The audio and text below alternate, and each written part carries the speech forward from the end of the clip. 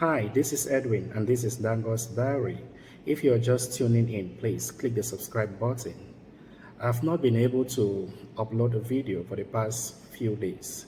It's becoming more and more difficult to record video thanks to the COVID-19 situation. However, for today's video, I'd like us to look at simple techniques in which we can plan for virtual lessons. Simple techniques to plan for a virtual lesson. Stay tuned to find out more.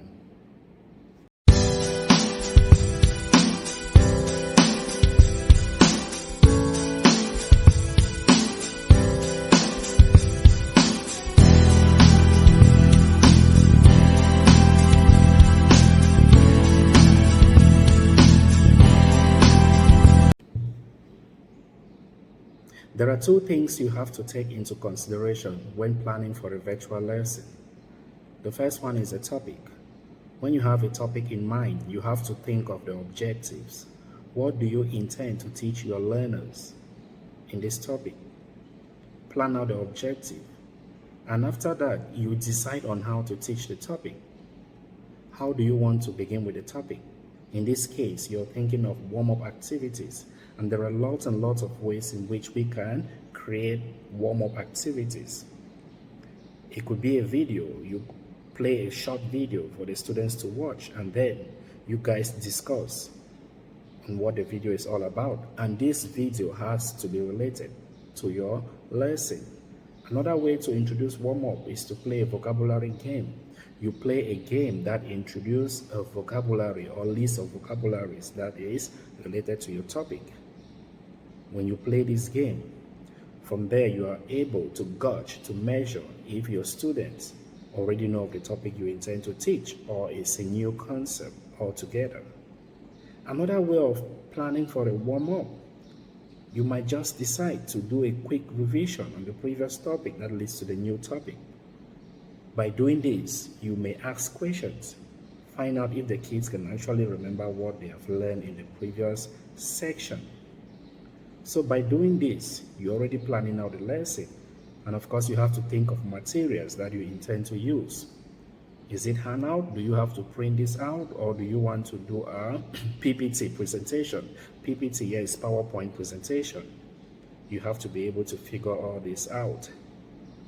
This is the first phase of the lesson.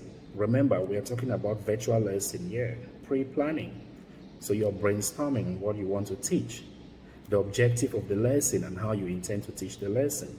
The second phase is for you to decide on what tools to use in the virtual classroom. There are lots and lots of tools in virtual classroom that you can use to facilitate your lessons during online classes. So you have to decide which one of these tools do you want to use. Maybe you're thinking of color coding. I believe you all know what color codings are.